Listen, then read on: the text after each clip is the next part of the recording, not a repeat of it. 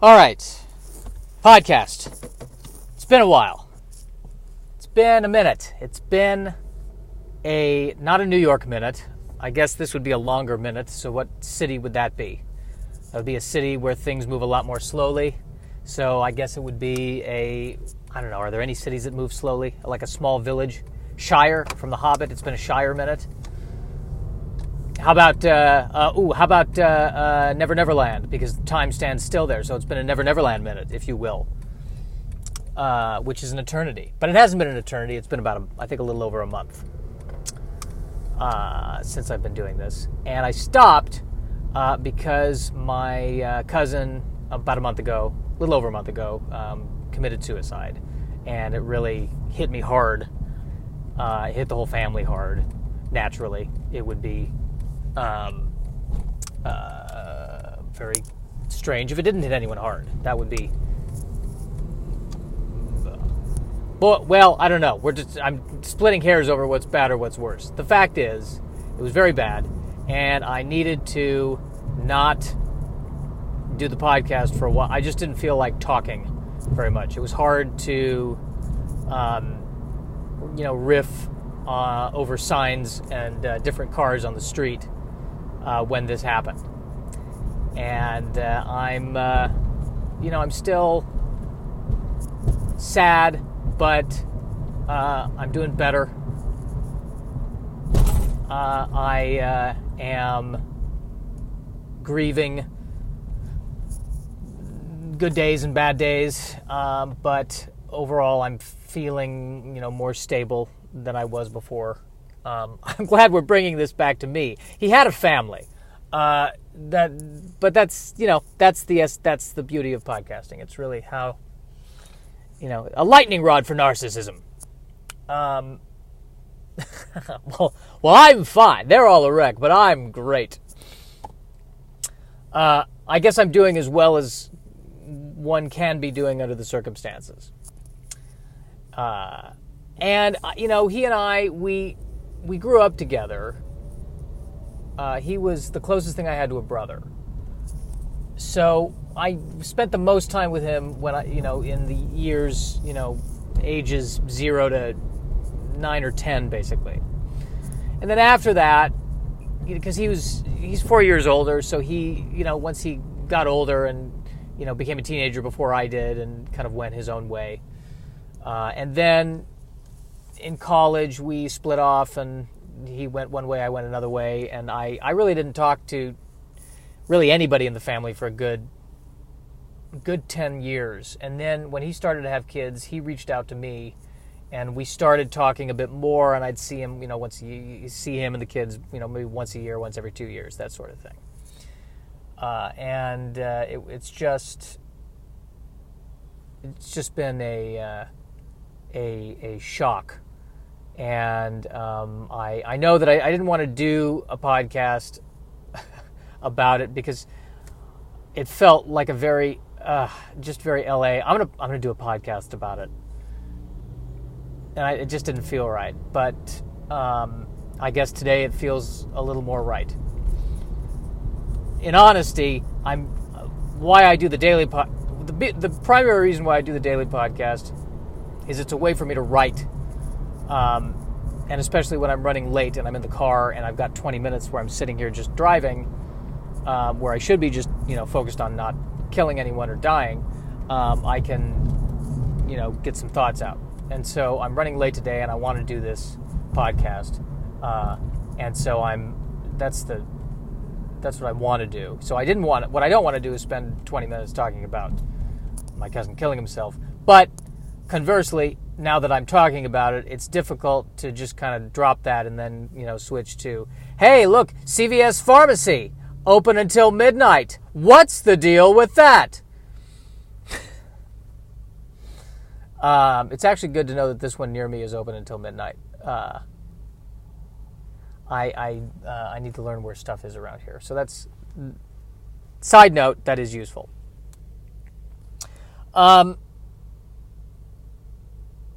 I learned. This is the first time I've encountered grief.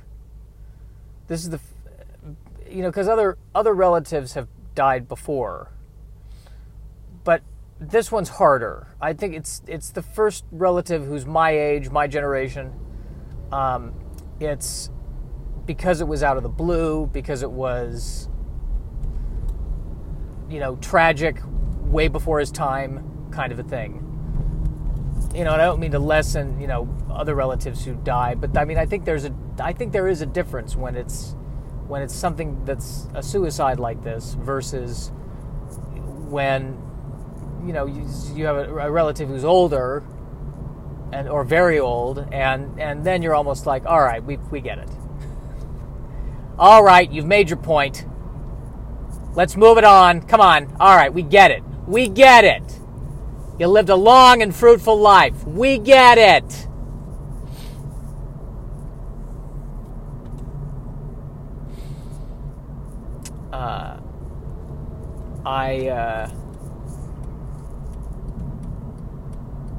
The big thing that I'm wrestling with right now over this, one of the big things, is I'm wrestling. It's really causing me to rethink, I guess, my own spirituality. Because before, notice how I hit the T in spirituality. I didn't say spirituality. I really hit spirituality. It was very pedantic right there, I gotta say. Well, my spirituality has been put into check because of this. But, I'd always considered myself to be agnostic. That's where I kind of landed in the last few years. Meaning that I don't know whether or not there is a God, or I don't know what's going on. That's what I like about agnosticism. I don't know.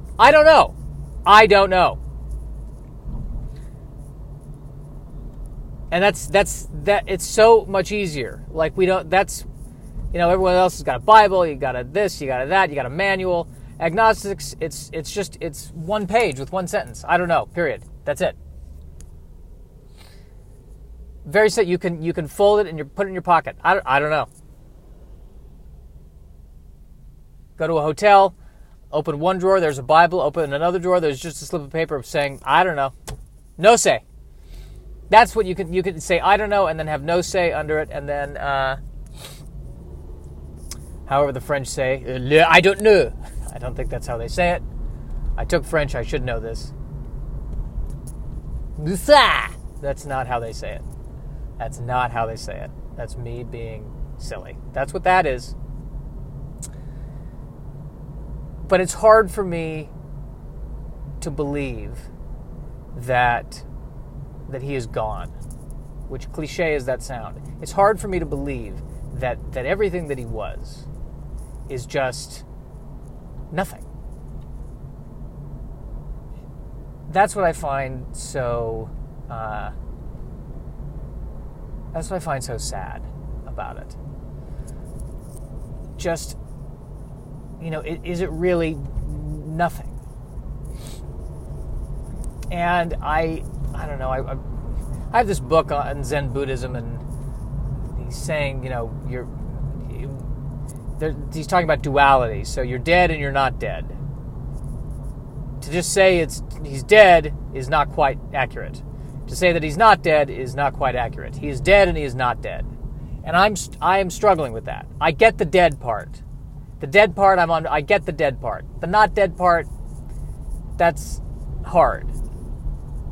Because even if he is somehow not dead, the level of accessibility has really diminished. You can't text him at this point. So it's sad. It's just sad.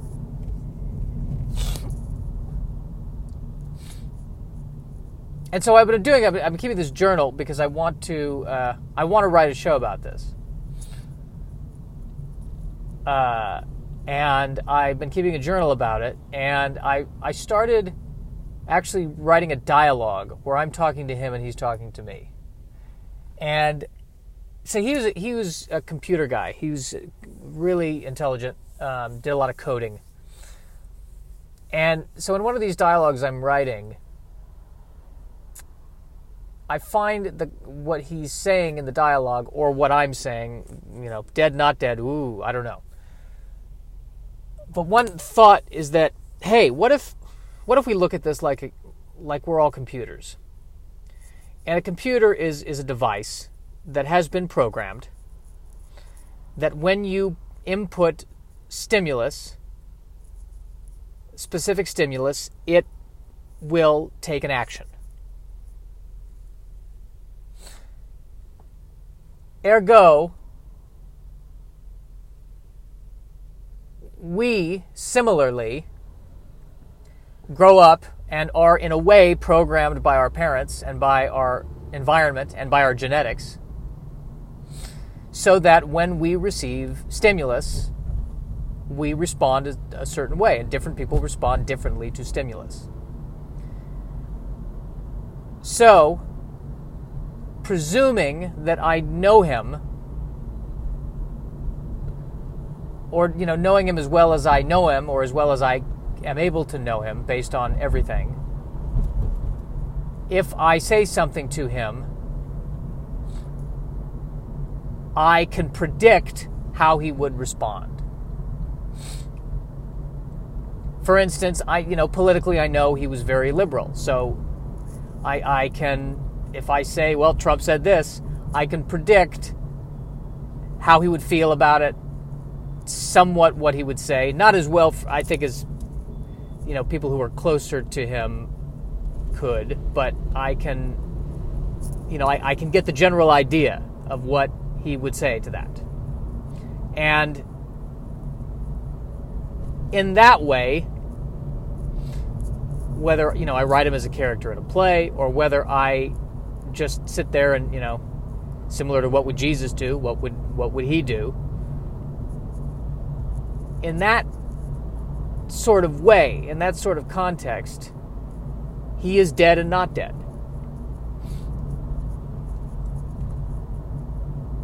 And so just by writing that out, that helped a little bit. And that I think that as a communal species, really, our method of communication is verbal. There are other ways that we communicate, but I think that we transmit ideas from one person to the other person. And so when every person I interact with takes something away from that interaction. Similarly, every person I interact with, I take something away from their interaction. And it's a ripple effect. And so in that way, everything that he has said and done has affected me, is still with me, and in turn, as I interact with people and affect people, I am now passing that on to them. And so in that regard, he is dead and not dead.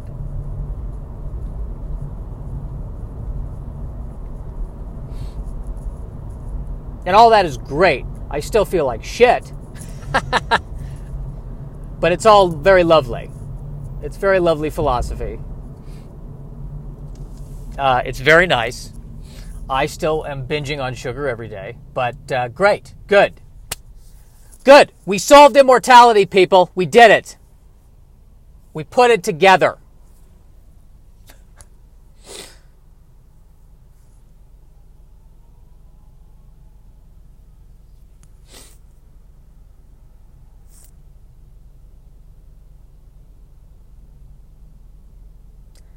So that is how I am feeling about that. A lot there. A lot to unpack. A lot to unpack with that. And for me, now, what I want to be able to do is I want to take all of that and make it funny. Because I thought it would be cool, because the whole Al-Anon thing and the Alcoholics Anonymous, step one, I'm powerless. Step two, put faith in a higher power. And my question is, can my higher power be comedy? Is that all right? Can we do that? So I'm powerless. My cousin is gone. Can I put my faith in a higher power? And what would the higher power tell me? I think the higher power would say, "Oi, Gewalt." The higher power's got to be Jewish. It's got to have a Jewish voice for me. The higher power would say, "Oi, you're going to use this as an excuse to eat pie for the next 4 weeks." Yes, I am.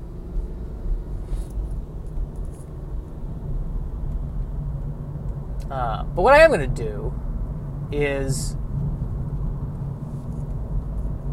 what I am going to do. What I am going to do is one thing that has happened from this is that it's caused me to re-examine my own life and go, all right, am I doing what I want to do? Am I living the life I want to live?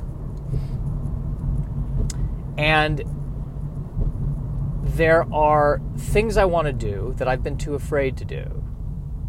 And because of this, now, I want to do them and overcome the fear. And for me, that means getting myself out there more comedically, playing at other places, and also doing I have an idea for another podcast I want to do that people will. Now, the aim with that podcast is that hopefully people will listen to it. I know a few people listen to this, but there's no way to market this. It's just listening to the thoughts of a Jew. It's a tough sell. It's a very tough sell. But I feel very stock saying this. But I will say it anyway, as cliche as it's beginning to sound. If any of you are having suicidal thoughts, don't do it. Please. There are people you can call. There are people who love you, even if you don't think that you're loved. You are by somebody. I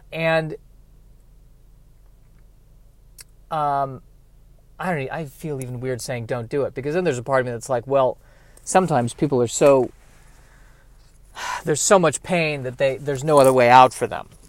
And I don't know. I don't want to come off as judgmental, but I guess I just want to say that what I've learned from this is that it causes a lot of pain. And it may not solve the problem. Isn't that something? I've been talking about this with my mother, because we don't know what happens after death. Agnostic, I don't know. I mean, for all we know, it could be worse afterwards. Like, when I was in the womb, I didn't have to do anything. I was just lying there. It was like a 9-month sauna. Then I had to come out here. So who knows? It may not solve the problem. I hate to say it. Wouldn't it be nice if it could solve the problem? I don't think it will. But you're loved. And you're not trapped. You're not trapped. You think you are, but you're not. There's always a way out. So call somebody. This is going to sound really crap. Don't call me. I'm probably not the person you should talk to, because I'm going to say, I'm not going to lie to you and say, oh, you got a lot to live for. All I'm going to say is you need to continue to be bad for a while and then let nature take its course. It's typically better if you do that. So, yes, please continue to I guess I'm going to ask you to continue to suffer. See, this is why I'm not a grief counselor right here. All right, that's enough.